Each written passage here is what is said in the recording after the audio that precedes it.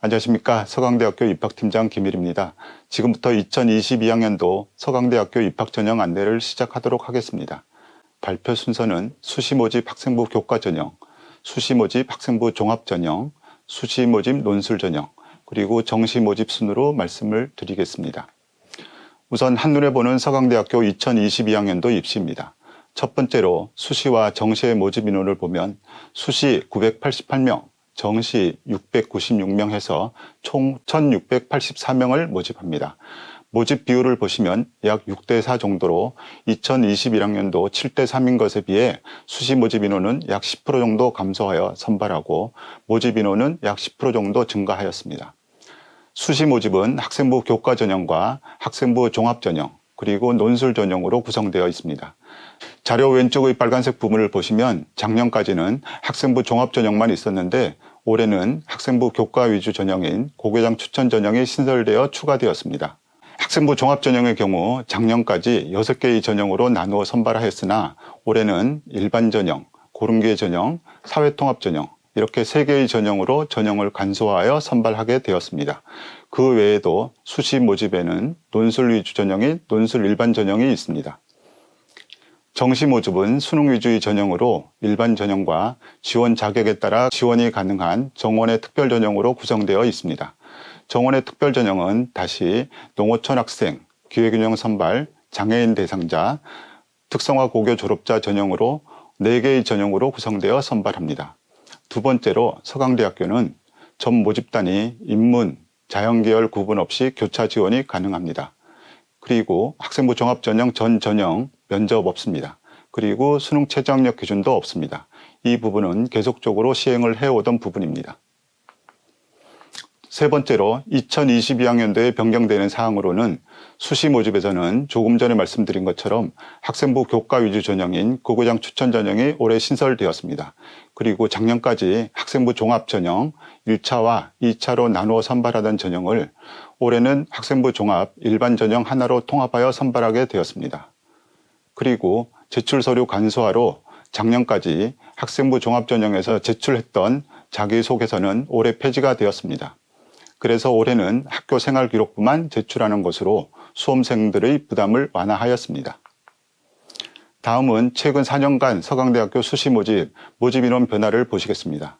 첫 번째로 논술 전형의 모집 인원 변화입니다.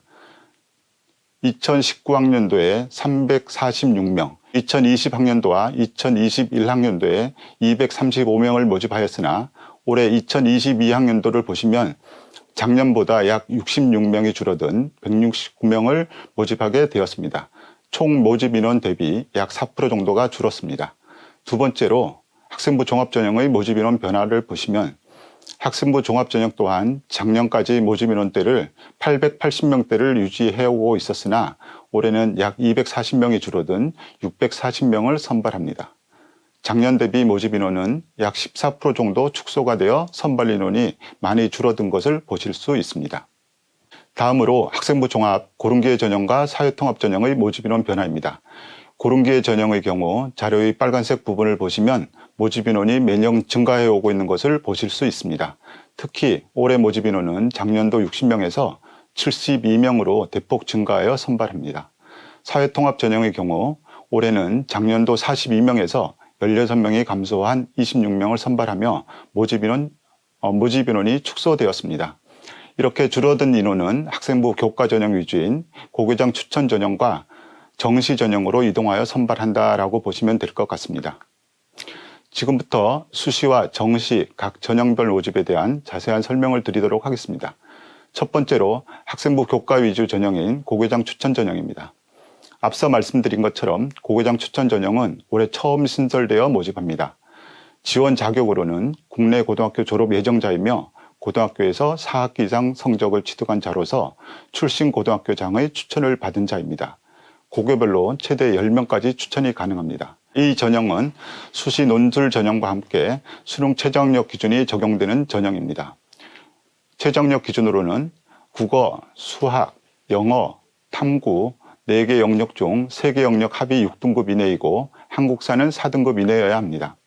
수능 최저학력 기준은 본인의 수능 응시 계열 또는 선택 과목과 상관없이 적용합니다. 전형 방법으로는 학생부 교과 90%와 학생부 비교과 10%를 정량평가하여 반영합니다. 다음은 학생부 교과 영역 산출 방법을 말씀드리겠습니다. 크게 두 가지로 9등급 체계로 표기되어 있는 성취 등급과 성취도 및 성취 비율로 표기되어 있는 부분 두 가지로 평가를 하며 성취 등급은 800점 만점, 성취도 및 성취 비율은 100점 만점 기준으로 산출합니다. 첫 번째, 성취 등급 산출 방식은 단순 등급 평균을 합니다. 단위수를 고려하여 학년별 가중치 없이 전체 과목 단위수로 나누면 되고 반영 과목으로는 국어, 수학, 영어, 사회, 과학으로 구분되는 과목 전체를 반영을 합니다. 두 번째로 성취도 및 성취 비율 산출 방식은 과목 성취 비율이 A, B, C라고 했을 때 본인이 취득한 성취 비율 나누기 2 그리고 본인 성취도 하단에 있는 성취 비율 합계를 가져오면 됩니다. 그리고 최종 점수는 그것의 평균이라고 보시면 됩니다. 다음은 학생부 비교과 영역 산출 방법을 보시면 학생부 비교과는 다시 출결 50점과 봉사활동 50점으로 나누어 산출합니다. 출결은 총 결석일수가 미인정 결석일수 3일까지 만점입니다. 봉사활동은 3년간 총 봉사활동 시간이 20시간 이상이면 만점입니다. 출결 및 봉사활동 반영 점수는 구간에 따라 정량평가하여 반영합니다. 자세한 산출 방법은 입학처 홈페이지나 모집 요강을 통해서 확인하시기 바랍니다. 두 번째로 학생부 종합전형에 대해 설명을 드리도록 하겠습니다. 서강대학교 학생부 종합전형은 올해 수험생들의 부담을 완화하기 위하여 더욱더 심플하게 진화하고 있습니다. 작년에는 학생부 종합전형 내에 1차와 2차, 소프트웨어 우수자, 고른기회, 사회통합, 특성화 고교 졸업자 전형으로 6개 전형으로 다양하게 선발하여 왔으나 올해는 일반 전형, 고른기회 전형, 사회통합 전형, 3개 전형으로 전형을 간소화하여 선발합니다.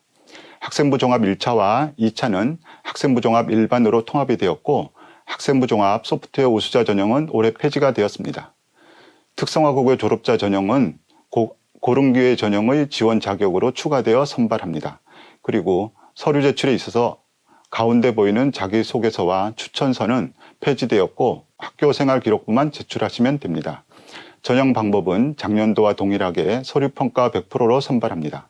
학생부 종합 전전형 면접 없습니다. 그리고 수능 최저학력 기준도 없습니다. 다음은 고른기회와 사회통합 전형에 대해 말씀드리겠습니다. 2개 전형 모두 지원 자격에 해당되는 학생들만 지원이 가능한데요. 올해 2개 전형 모두 지원 자격에 변경이 있습니다. 고른기회 전형의 지원 자격은 작년까지 국가보훈 대상자, 농어촌 학생, 기회균형 선발, 장애인 대상자까지 있었는데요. 올해는 작년까지 별도의 전형으로 선발하던 특성화 고교 졸업자는 고른기회 전형의 지원 자격으로 추가하여 선발하게 되었습니다. 또한 서강대학교에서는 지난 4년간 고른기회 전형의 모집 인원을 꾸준히 늘려오고 있습니다. 그리고 사회통합 전형의 지원 자격으로는 작년까지는 다문화가정, 군인 자녀, 카톨릭 지도자가 추천한 학생이 지원 가능했었는데요. 올해 2022학년도에는 군인 자녀 지원 자격은 폐지되었고 탈북 과정에서 제3국에서 출생한 북한 이탈 주민 자녀 지원 자격이 추가되어 선발합니다. 다음은 2022학년도 학생부 종합전형 서류평가에 대해 설명을 드리도록 하겠습니다. 서강대학교 학생부 종합전형 서류평가를 어떠한 방식으로 평가를 진행하는지에 대해서 설명드리도록 하겠습니다. 조금 전 수시 학생부 교과 전형인 고교장 추천 전형은 정량평가로 선발한다고 말씀드렸는데요. 이것과 달리 학생부 종합전형은 정성평가로 이루어집니다. 평가 항목을 크게 지, 정, 의 3개 파트로 나누어 평가를 합니다. 학업 역량을 평가하는 지에서는 학업 성취도, 즉 이 학생이 서강대학교에 입학한 이후 얼마나 잘 적응을 하고 학업을 충실히 수행할 수 있는 지적 능력과 수학 능력, 이외에도 탐구 능력, 융합 능력, 비판적 사고력 등을 종합적으로 고려하여 평가합니다. 학업 역량이라고 해서 단순 내신 등급만 본다라는 오해가 있는데요. 학업 성취도 외에도 학년별 변화에 따른 성적의 변화가 어떻게 보이는지 등 여러 가지 측면에서 평가를 한다고 보시면 될 것 같습니다. 두 번째로 인성에 해당하는 정은 공동체 일원으로서 이 학생이 얼마나 바람직한 사고를 하고 있는가, 그리고 교사와 교우들 간의 관계, 혹은 학교 생활기록부에 기재되어 있는 선생님들의 코멘트 등을 통해서 이 학생의 인성적인 부분, 또 공동체 의식 같은 부분을 함께 본다라고 보시면 좋을 것 같습니다. 마지막으로 성장 가능성에 해당하는 의는 현재 상황이나 수준보다 질적으로 조금 더 높은 단계로 향상될 수 있는 잠재력, 가능성을 보겠다라는 것이고요. 이런 것들의 연장선상에서 고교 재학 중에 경험했던 것들이 대학 입학 후에도 바람직하고 긍정적인 성향으로 지속적으로 실천하여 발전할 가능성이 있는 학생을 선발하겠다라는 것으로 이해해 주시면 좋을 것 같습니다. 다음은 서류평가, 평가 비율 및 배점, 평가 항목 등에 대해서 살펴보도록 하겠습니다. 학업 역량은 50%, 인성이 20%, 성장 가능성이 30% 해서 총 1000점 만점으로 평가를 진행합니다. 학업 역량 부분 지혜에 대해서는 다시 세부적으로 나눠볼 수 있는데요. 성취 수준에 대한 부분이 40%, 학업 태도와 의지에 대한 부분이 10% 반영됩니다. 어떻게 보면 결과론적인 부분, 이 학생이 어떤 성취를 하였는가에 대한 부분이 40% 들어간다면 학업 태도와 의지에 대한 부분 10%와 성장 가능성의 30%가 합쳐져서 어떤 과정이라든지 학생부 세부 특기사항에 기재되어 있는 수행평가 내용이라든지 이런 종합적인 부분을 40%까지 본다라고 보시면 될 것 같습니다. 그래서 너무 결과 때문에 의기소침해하는 학생들이 있는데요. 그것 외에도 과정이나 학년별 변화 추이 등 저희가 판단할 수 있는 정성평가적인 부분까지도 성취 수준 못지않게 높은 비중으로 보고 있다라고 보시면 됩니다. 다음은 2021학년도 학생부 종합전형 경쟁률입니다. 작년에는 학생부 종합 1차와 2차로 나누어 선발하던 것을 올해 2022학년도에는 학생부 종합 일반 전형으로 통합되어 선발하지만 작년도 학생부 종합 1차와 2차의 경쟁률이 어떻게 나왔는지 참고로 보시면 좋을 것 같습니다. 학생부 1차의 경우 최초 경쟁률은 인문은 10대 1, 자연은 15대 1이었습니다. 하지만 충원까지 고려한 최종 경쟁률은 인문 4.06대 1, 자연 4.14대 1로 인문, 자연 모두 4대 1 좀 넘는 정도로 많이 줄어든 것을 볼 수 있습니다. 학생부 종합 2차의 경우를 보더라도 최초 경쟁률은 인문 12대 1, 자연 14대 1로 높았지만 서류 제출과 충원까지 고려한 최종 경쟁률은 인문 2.7대 1, 자연 3.9대 1, 학생부 종합 1차와 마찬가지로 최초 경쟁률 대비 최종 경쟁률이 많이 줄어든 것을 확인하실 수 있습니다. 두 번째로 2021학년도 학생부 종합전형 모집단위별 경쟁률입니다. 우선 학생부 종합 1차의 전공별 경쟁률을 보시면 인문계열 최초 경쟁률을 보면 사회학, 정치외교학, 아트 앤 테크놀로지 모집 단위가 좀 높았고요. 자연계열에서는 생명과학, 컴퓨터공학, 화공생명공학의 모집 단위가 높았다라는 것을 확인하실 수 있습니다. 그리고 학과별로 경쟁률에 있어 편차가 있다는 것을 함께 보실 수 있습니다. 또한 충원율을 고려한 최종 경쟁률은 빨간색으로 표시되어 있는데요. 최초 경쟁률보다 많이 줄었다는 것을 확인하실 수 있습니다. 학생부 종합 2차의 전공별 경쟁률도 마찬가지로 최초 경쟁률과 서류 제출 이후의 경쟁률, 충원율을 고려한 최종 경쟁률을 보더라도 학생부 종합 1차와 동일하게 많은 차이가 있다는 것을 확인하실 수 있습니다. 다음은 모든 계열을 통틀어서 학생부 종합 1차와 2차 경쟁률을 보시면 학생부 종합 1차는 최초 경쟁률이 12.72대 1이었지만 충원율을 고려한 최종 경쟁률은 4.09대 1이며 학생부 종합 2차의 경우에도 최초 경쟁률이 13.3대 1, 서류 제출 이후 10.03대 1, 충원율을 고려한 최종 경쟁률은 3.2대 1로 줄었다는 것을 확인하실 수 있습니다. 최근 4년간 학생부 종합전형의 모집인원과 합격인원의 변화를 보면 모집인원 대비 300%가 넘는 합격률을 보이고 있습니다. 합격률이란 것은 최초 합격부터 최종 충원된 합격까지 모두 고려를 했을 때 그 합격자를 나타내는 것이고요. 학생부 종합전형 지원자의 약 3분의 1 정도가 합격을 하고 있다라고 보시면 될 것 같습니다.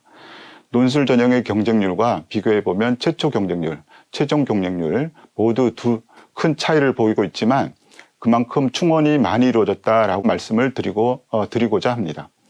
최초 합격으로 합격하는 학생들도 있겠지만 최초 합격자보다는 충원으로 합격하는 수험생들이 더 많이 있다는 것을 볼 수 있습니다. 이런 것처럼 내가 최초로 합격을 해야겠다라고 목표를 세우는 학생들도 있지만 그렇지 않더라도 내가 꼭 최초 합격이 아닌 1차나 2차 추가 합격을 고려해서 지원하는 전략을 짠다면 좀 더 합격에 가까워지지 않을까 생각됩니다. 그렇다면 마지막으로 전화를 받고 합격을 하는 학생이나 최초 합격한 학생이나 사실 그다지 다르지 않습니다. 그렇기 때문에 최초 경쟁률에 너무 두려워하지 마시고 최종 경쟁률이 3대1에서 4대1 사이였다는 걸 보시고 내가 최초 합격보다는 충원 또 마지막 전화 찬스까지도 고려한다는 것을 생각하시기 바라겠습니다. 다음은 논술 전형에 대해서 설명드리도록 하겠습니다. 논술 전형은 여러 가지 전형 중에서 가장 높은 경쟁률을 보이고 있는 전형입니다. 서강대학교 논술 전형의 가장 큰 특징은 정답만큼 과정도 중요하다라는 것을 기억해 두시고 설명을 들으시면 좋을 것 같습니다. 우선 논술 전형은 수시 학생부 교과 위주 전형인 고교장 추천 전형과 함께 수능 최저학력 기준이 적용되는 전형입니다. 수능 최저학력 기준은 국어, 수학, 영어, 탐구, 4개 영역 중 3개 영역 등급 합이 6등급 이내이고 한국사 4등급 이내여야 합니다. 본인의 수능 응시 계열 또는 선택 과목과 상관없이 최저학력 기준이 적용되며 탐구 영역의 경우 본인의 선택과 상관없이 상위 한 과목을 반영하여 최저학력 기준에 적용하게 됩니다. 논술 전형의 전형 요소로는 논술 80%와 학교생활기록부 20%로 산출합니다.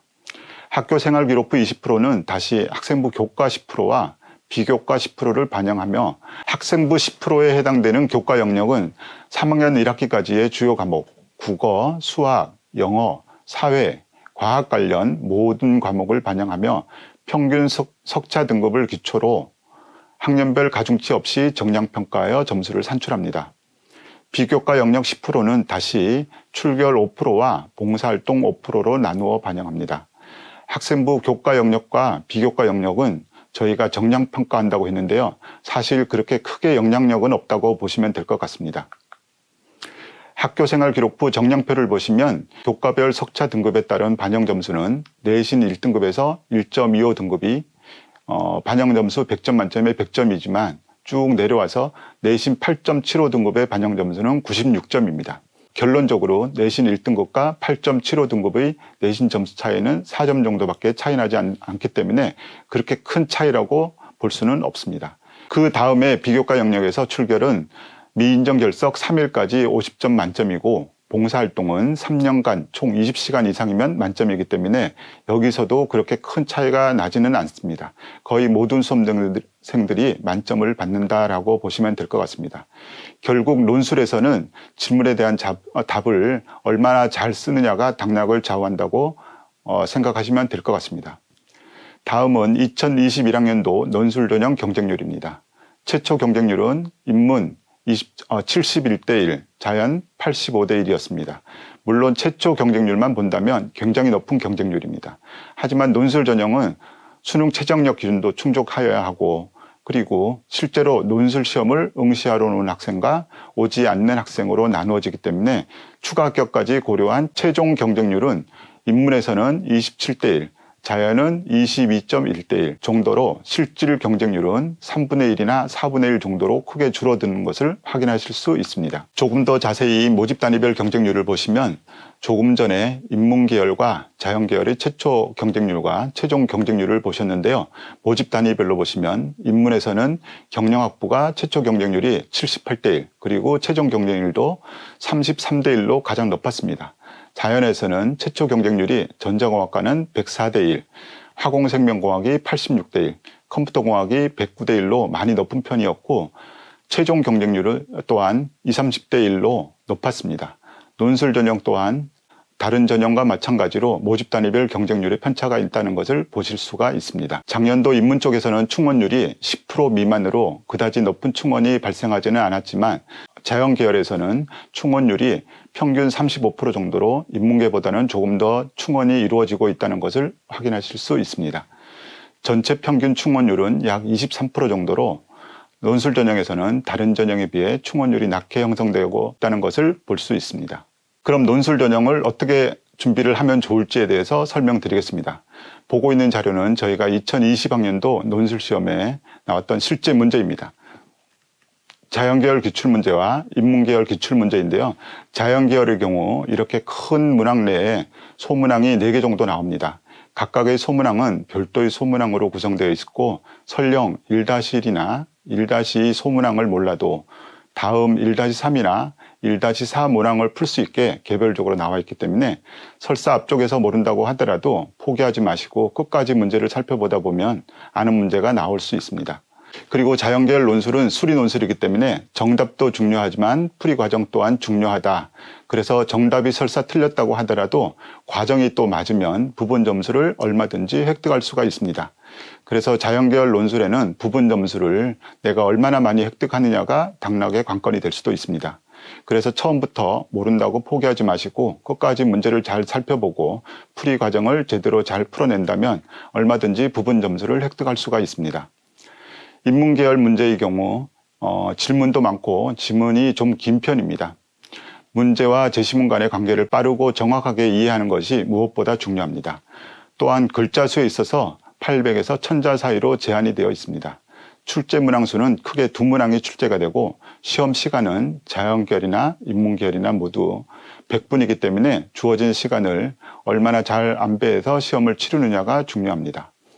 이 문제만 보더라도 나에서 바를 요약한 후 2가지 입장을 분류하고 각각의 입장에서 가해 현상을 설명하라. 이런 식으로 나에서 바까지 요약을 해야 되고 또 그것을 가해 현상으로 설명을 해야 되는 여러 가지 문항이지만 실제로 쪼개보면 3-4가지 문항이 있다는 것을 확인하실 수 있습니다. 그리고 인문계열 논술 같은 경우에는 글을 잘 쓰는 것이 아니라 실제로 물어보는 질문에 대한 답을 잘 쓰셔야 합니다.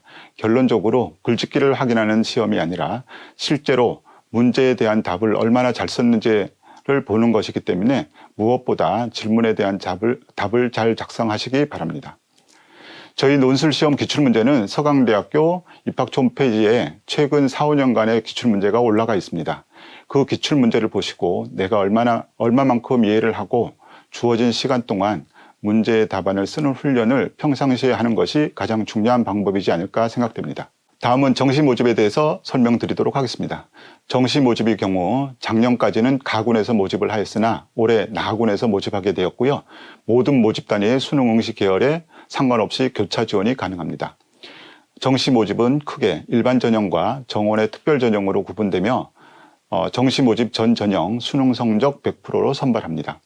수능 영역별 가중치는 국어 1.1, 수학 1.3, 탐구 0.6의 가중치로 반영을 하고 과목별 수능 성적 활용 지표의 경우 국어와 수학은 표준 점수, 탐구는 100분위, 영어와 한국사는 등급별 가산점으로 반영을 합니다. 수능 필수 응시 영역은 본교 지원 계열에 따라 응시 영역 간 차이가 있으니 반드시 모집 요강 등을 통해서 사전에 확인하시고 지원하시기 바랍니다. 인문계열과 인문자연계열은 국어, 수학, 영어, 탐구, 한국사가 필수 응시 영역이고 탐구 영역은 2과목을 응시하여야 합니다. 수능 성적 산출 시에도 2과목 모두를 반영을 합니다. 특히 본교 자연계열의 지원자의 경우 수학과 탐구 영역 과목 선택에 있어서 제한이 있습니다. 수학 영역 과목 시 미적분이나 기하 둘 중 한 과목을 선택하여야 하고요. 과학 탐구 영역 과목 선택 시 서로 다른 2과목을 선택하여야 합니다.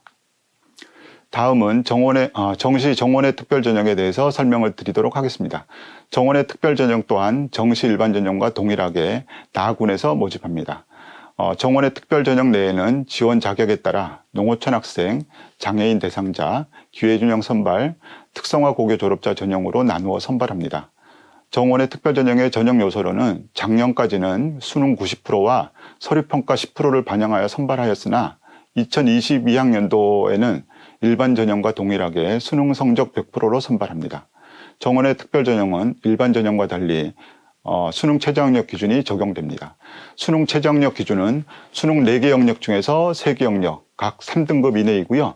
한국사는 4등급 이내여야 합니다. 탐구 영역은 수능 반영 점수 산출 시에는 2과목 모두를 반영을 하고 최저학력 기준 반영 시에는 상위 한 과목을 반영하며 본인의 수능 응시 계열 또는 본인의 선택 과목과 상관없이 적용합니다. 다만 특성화 고교 졸업자 전형의 경우 직업 탐구를 탐구 영역으로 반영할 수 있습니다. 서강대학교 지원을 앞둔 수험생이라면 본교 입학처 홈페이지를 통해 입학 가이드북, 논술 가이드북, 수시와 정시 모집 요강 등 입시와 관련된 여러 가지 정보들을 제공해 드리고 있습니다. 또한 입학 전형에 관련된 내용을 영상으로 촬영해서 올려드리고 있으니 입학처 홈페이지나 유튜브를 통해서 확인하실 수 있습니다. 그리고 전화 상담 신청도 준비되어 있습니다. 수시 전화 상담은 원서 접수 전인 8월에 예정되어 있고 정시 전화 상담은 12월에 예정되어 있습니다. 전화 상담을 통해서 서강대학교에 지원하는 데 큰 도움을 받으시기 바랍니다. 지금까지 서강대학교 2022학년도 입시 전형에 대해서 말씀드렸습니다. 수험생 여러분, 지금까지 많이 어렵고 힘든 시기를 준비했지만 앞으로 남은 기간 더 열심히 준비하셔서 서강대학교에 많이 지원해 주시고 좋은 결과 있기를 바라겠습니다. 지금까지 경청해 주셔서 감사합니다.